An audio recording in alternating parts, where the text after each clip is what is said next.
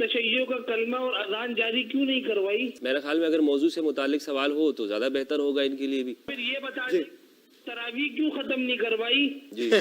سوال کا جواب دوں میں؟ بالکل دیجیے علامہ صاحب آپ سب. جی تراویح کے حوالے سے جو اہل البیت کا موقف ہے کہ اہل البیت جس طرح ہمارے ائمہ نے لکھا ہے، علامہ شوکانی رحمہ اللہ نے، کہ تراویح آل محمد اس کو نہیں پڑھا کرتے تھے. باقی زبردستی بند کروانا یہ امام علی کا طریقہ نہیں. ڈنڈے کی زور پر علی نے کبھی شریعت لوگوں پر نافذ نہیں کی. کیا بات، یہ کسی اور کا طریقہ ہو سکتا ہے، علی اور آل علی کا نہیں. کیا بات ہے، کیا بات ہے. الحمدللہ رب العالمین والصلاة والسلام علی سید الانبیاء والمرسلین، اما بعد فاعوذ باللہ من الشیطان الرجیم، بسم اللہ الرحمن الرحیم. کراچی کے تقیہ باز رافضی نے سیدنا عمر بن خطاب فاروق اعظم رضی اللہ تعالی عنہ پر تعریض کرتے ہوئے نماز تراویح کے حوالے سے یہ کہا، جب سوال ہوا کہ مولا علی پاک رضی اللہ تعالیٰ عنہ نے اپنے دور میں نماز تراویح بند کیوں نہیں کرائی، اگر تراویح اتنی ہی بری ہے نعوذ باللہ تعالیٰ تو مولا علی اپنے دور میں بند کروا دیتے. تو اس تقیہ باز رافضی نے یہ کہا کہ مولا علی رضی اللہ تعالیٰ عنہ زور زبردستی سے کسی چیز کو بند نہیں کرواتے تھے اور ڈنڈے کے زور پہ نہیں، اور اہل بیت رضی اللہ تعالیٰ عنہ وہ نماز تراویح کے قائل نہیں تھے. نماز تراویح کو گویا کہ ایک جرم ثابت کرنے کی اس تقیہ باز رافضی نے کوشش کی، اور سیدنا عمر فاروق رضی اللہ تعالیٰ عنہ پر تعریضاً گویا کہ یہ کہنے کی کوشش کی کہ انہوں نے ایک برا کام اور ایک برائی کا گناہ کا کام اپنے دور میں جاری کیا تھا. جبکہ اگر ہم تاریخی حوالے سے سیدنا مولا علی پاک رضی اللہ تعالیٰ عنہ کے دور خلافت کو دیکھتے ہیں اور آپ کے دور میں نماز تراویح بالخصوص اور بالعموم دیگر معاملات کو دیکھتے ہیں، تو سنی شیعہ دونوں کتابوں سے سیدنا مولا علی رضی اللہ تعالیٰ عنہ کا جو انداز اور آپ کا جو طریق ہمیں ملتا ہے وہ یہ ہے کہ وہ بغیر خوف لومۃ لائم، کسی ملامت کرنے والے کی ملامت کا خوف کیے بغیر مولا علی پاک رضی اللہ تعالیٰ عنہ وہ حق کا پرچم بلند کرتے تھے اور برائی کو برائی کہتے تھے اور اچھائی کو اچھائی کہتے تھے. سنی شیعہ دونوں کے اندر موجود ہے کہ مولا علی رضی اللہ تعالیٰ عنہ جو ہے وہ حق کو حق اور باطل کو باطل کہتے تھے. اگر نماز تراویح جماعت کے ساتھ پڑھنا نعوذ باللہ تعالیٰ کو برا کام ہوتا، کو باطل کام ہوتا، تو سیدنا مولا علی رضی اللہ تعالیٰ عنہ عمر بن خطاب فاروق اعظم رضی اللہ تعالیٰ عنہ کے دور خلافت میں ہی بات کر دیتے اور کہتے کہ یہ آپ نے گناہ کا اور ایک ناجائز اور حرام کام کا ارتکاب کیا ہے، اس کو بند کیا جائے. جبکہ آپ کو تاریخ اسلام میں کوئی ایک ایسا حوالہ نہیں ملے گا کہ سیدنا مولا علی رضی اللہ تعالیٰ عنہ نے نماز تراویح کے حوالے سے یہ کہا ہو کہ یہ باطل ہے، مردود ہے، یہ کام گناہ کا کام ہے. ہاں تاریخی حوالے سے ہمیں بہت ساری چیزیں ملتی ہیں کہ سیدنا مولا علی پاک رضی اللہ تعالیٰ عنہ خود اس کی ترغیب دیتے تھے اور خود آپ نے اپنے دور خلافت میں نماز تراویح کی جماعت کا اہتمام فرمایا. سب سے پہلے مسئلہ یہ سمجھیں کہ آیا سیدنا علی پاک رضی اللہ تعالیٰ عنہ کا یہی موقف تھا کہ وہ بالکل نعوذ باللہ ان کے کہنے کے مطابق ہاتھ پہ ہاتھ رکھ کے بیٹھے رہتے تھے اور برائی کو نہ تو ہاتھ سے روکتے تھے اور نہ برائی کو مولا علی پاک رضی اللہ تعالیٰ عنہ جو ہے وہ زبان سے روکتے تھے؟ سنی شیعہ دونوں کتابیں اس سلسلہ میں کیا کہتی ہیں؟ یہ شیعہ کے ہاں معروف کتاب ہے نہج البلاغہ، اردو ترجمہ کے ساتھ شائع ہوئی، اور اسی تقیہ باز رافضی نے اس کو کئی مرتبہ پڑھا بھی ہے. یہ میرے پاس مترجم کا 692 نمبر صفحہ ہے. سیدنا مولا علی رضی اللہ تعالیٰ عنہ اپنے بیٹے امام حسن مجتبیٰ رضی اللہ تعالیٰ عنہ کو وصیت کرتے ہیں، وَأَنْكِرِ الْمُنْكَرَ بِيَدِكَ وَلِسَانِكَ وَبَايِنْ مَنْ فَعَلَهُ بِجُهْدِكَ، کہ اے حسن برائی کو دیکھو تو اس کو ہاتھ سے روکنا ہے، وَلِسَانِكَ اور اپنی زبان سے روکنا ہے، اور برے بندوں سے دور رہنا ہے. سیدنا مولا علی رضی اللہ تعالیٰ عنہ کی ذات اقدس جب اپنے بیٹے کو برائی کو ہاتھ سے روکنے اور اس کو برائی کو زبان سے برا کہنے کا حکم دے رہے ہیں، تو کیا خود برائی کو ہاتھ سے نہیں روکتے ہوں گے؟ کیا خود برائی کو زبان سے برائی نہیں کہتے ہوں گے؟ یقیناً کہتے تھے. تو مولا علی پاک رضی اللہ تعالیٰ عنہ سے نماز تراویح کو برا کہنا یا نماز تراویح کے حوالے سے کوئی ان کا کوئی نیگیٹو کمنٹ آپ پوری تاریخ اسلام سے ثابت کریں نہیں ملے گا. میں بھی آپ کے سامنے حوالہ جات پیش کروں گا کہ مولا علی پاک رضی اللہ تعالیٰ عنہ کا جو موقف ہے وہ نماز تراویح کے بارے میں کیا ہے، لیکن یعنی اس کے خلاف مولا علی پاک رضی اللہ تعالیٰ عنہ سے کچھ نہیں ملتا. یہ نہج البلاغہ کا حوالہ میں نے آپ کے سامنے پیش کر دیا. اور یہ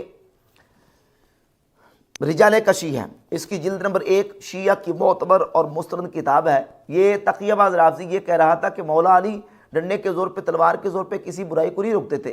یہ رجال کشی کی پہلی جلد صفحہ 288 ہے۔ مولا علی فرماتے ہیں انی اذا ابصرت شیئا منکرا اوقدت ناری ودعوت قمبرا، میں جب کسی برائی کو دیکھتا ہوں، برے کام کو دیکھتا ہوں تو میں آگ جلاتا ہوں، ودعوت قمبرا، اور اپنے غلام قمبر کو بلاتا ہوں۔ کیا معنی؟ یعنی اگر میرے سامنے کوئی برا کام کیا جائے تو میں اس کو جلا دیتا ہوں، میں اس کو بسم کر دیتا ہوں، میں قمبر کو بلاتا ہوں اور اس برائی کو ختم کر دیتا ہوں، اس برائی کو جلا دیتا ہوں۔ یہ مولا علی پاک رضی اللہ تعالیٰ عنہ کا فرمان ہے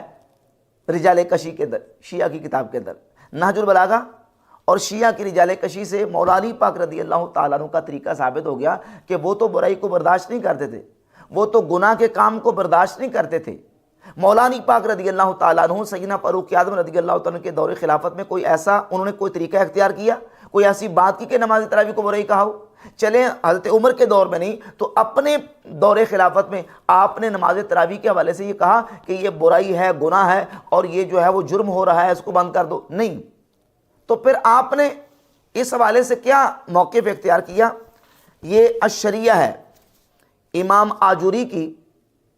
المتوفہ 360 ہجری، اس کے صفحہ نمبر میرے پاس جو ہے 469، روایت نمبر 1301 ہے۔ ان علی رضی اللہ عنہ امر رجلا ان یصلی بالناس فی رمضان 5 تراویحات 20 رکعتا۔ مولا علی پاک رضی اللہ تعالیٰ عنہ نے اپنے دور خلافت میں امارا رجلا، ایک شخص کو حکم دیا، کس بات کا؟ ان یصلی بالناس فی رمضان، کہ وہ رمضان میں لوگوں کو نماز پڑھائے۔ کون سی نماز؟ 5 تراویحات، 5 تراویح یعنی 20 رکعتاً، 20 رکعتیں، 20 تراویح پڑھانے کا تو مولا علی نے خود حکم دیا اپنے دور خلافت میں۔ اور امام حاکم المستدرک الصحیحین میں جلد نمبر 2 کے صفحہ نمبر 120 پر مترجم میرے پاس ہے، اس میں 1608 نمبر حدیث کے تحت لکھتے ہیں وفیہ الدلیل الواضح ان صلاۃ التراویح فی مساجد المسلمین سنت مسنونۃ، کہ حدیث بیان کر کے کہتے ہیں اس حدیث میں دلیل ہے کہ مسلمانوں کی مساجد کے اندر نماز تراویح یہ سنت مسنونہ ہے۔ وقد كان علي بن ابي طالب يحث عمر رضی اللہ عنہما على اقامت هذه السنة الى ان اقامها۔ مولا علی پاک رضی اللہ تعالیٰ عنہ حضرت عمر بن خطاب رضی اللہ تعالیٰ عنہ کو اس بات پہ ابھارا کرتے تھے کہ وہ نماز تراویح کو قائم کریں اور اس کو جماعت کے ساتھ جاری کریں۔ تو سیدنا مولا علی رضی اللہ تعالیٰ عنہ کے ابھارنے پر اور کہنے پر حضرت عمر رضی اللہ تعالیٰ عنہ نے اپنے دور خلافت میں نماز تراویح جو ہے وہ جماعت کے ساتھ جو ہے وہ باقاعدگی اس کی کروائی۔ کن کے کہنے پر؟ سیدنا مولا علی رضی اللہ تعالیٰ عنہ کے کہنے پر۔ اور اس کے علاوہ امام آجوری اپنی کتاب الشریعہ کے صفحہ نمبر 468 پہ ایک روایت لے کے ہے، روایت نمبر 1300، ابو عبد الرحمن السلمی کہتے ہیں سیدنا مولا علی رضی اللہ تعالیٰ عنہ نے ہمیں ایک دن نماز پڑھائی، امامت کروائی، فی قیام شہر رمضان، رمضان شریف کے قیام کی ہمیں امامت کروائی۔ قال ومر ببعض مساجد اہل الکوفہ، اور مولا علی رضی اللہ تعالیٰ عنہ کوفہ کی مساجد میں سے مسجد کے پاس سے گزرے، وہم یصلون القیام، اور لوگ قیام کر رہے تھے یعنی نماز پڑھ رہے تھے تراویح کی۔ فقال نور اللہ قبرک یا ابن الخطاب کما نورت مساجدنا، مولا علی نے دعا کی کہ اے عمر بن خطاب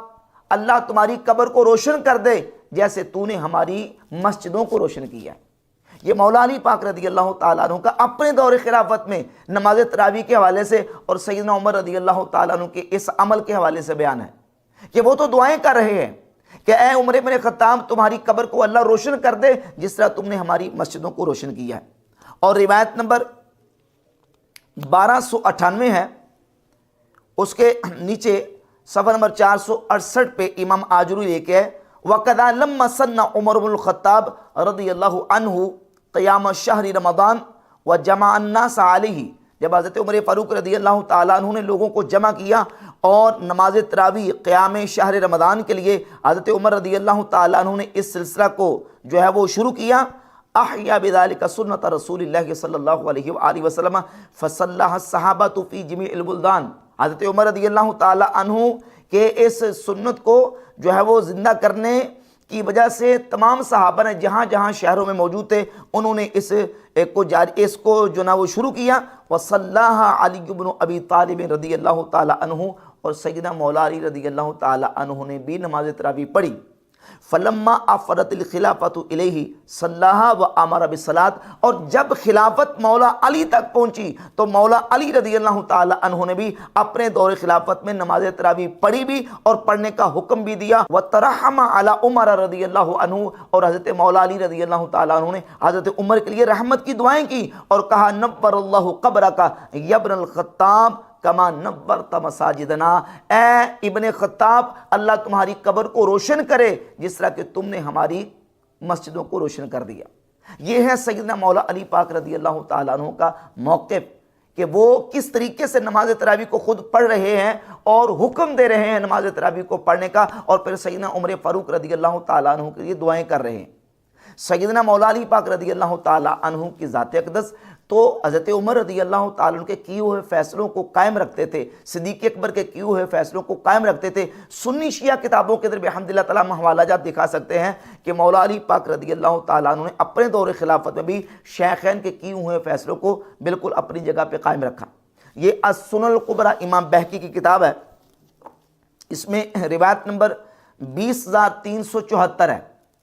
اور روایت یہ ہے کہ نجران کے لوگ سیدنا مولا علی پاک رضی اللہ تعالیٰ عنہ کے پاس آئے اور کہا کہ حضرت عمر نے جو فیصلہ کیا ہے آپ مہربانی کر کے وہ فیصلہ تبدیل کر دیں۔ تو سیدنا مولا علی نے فرمایا وَيْحَكُمْ ان عمر رضی اللہ عنہ کان رشید الامر، تمہارے لیے بربادی ہو، تمہارے لیے خرابی ہو، عمر تو رشید الامر تھے، تم عمر کے کیوں ہیں فیصلے کو تبدیل کروانا چاہتے ہو۔ مولا علی پاک نے نجران کے لوگوں کو جنہوں نے مطالبہ کیا تھا کہ حضرت عمر کے فیصلے کو جو ہے وہ تبدیل کر دیں، مولا علی نے ان کو یہ جواب دیا۔ اور اس کے علاوہ 20 واقعات ایسے موجود ہے بحمد اللہ تعالیٰ کہ سیدنا فاروق اعظم رضی اللہ تعالیٰ عنہ کے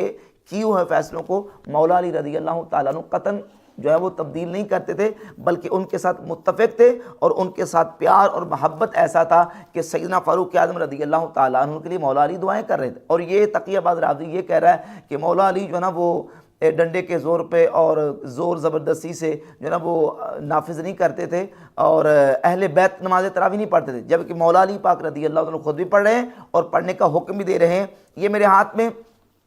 کتاب شرح نہج البلاغہ ابن ابی الحدید کی، اس کی جلد نمبر 16 صفحہ نمبر 252 پہ موجود ہے۔ باغ فدق کے حوالے سے جب مسئلہ پیش آیا تو اس میں فلما وصل الامر الی علی بن ابی طالب علیہ السلام، جب خلافت کا معاملہ مولا علی پاک رضی اللہ تعالیٰ عنہ تک پہنچا، کلما فی رد فدق، تو سیدنا علی رضی اللہ تعالیٰ عنہ سے فدق کے رد کرنے کا اور فدق کے دے دینے کا جب کلام کیا گیا، آپ سے مطالبہ کیا گیا، تو مولا علی پاک رضی اللہ تعالیٰ عنہ نے ایک تاریخی جملہ ارشاد فرمایا انی لاستحیی من اللہ ان ارد شیئا منع منہ ابو بکر وامضاہ عمر، فرماتے ہیں کہ جس چیز کا فیصلہ ابو بکر نے اور عمر نے کر دیا میں اس چیز کو لٹاؤں، مجھے اللہ رب العزت سے حیا آتی ہے۔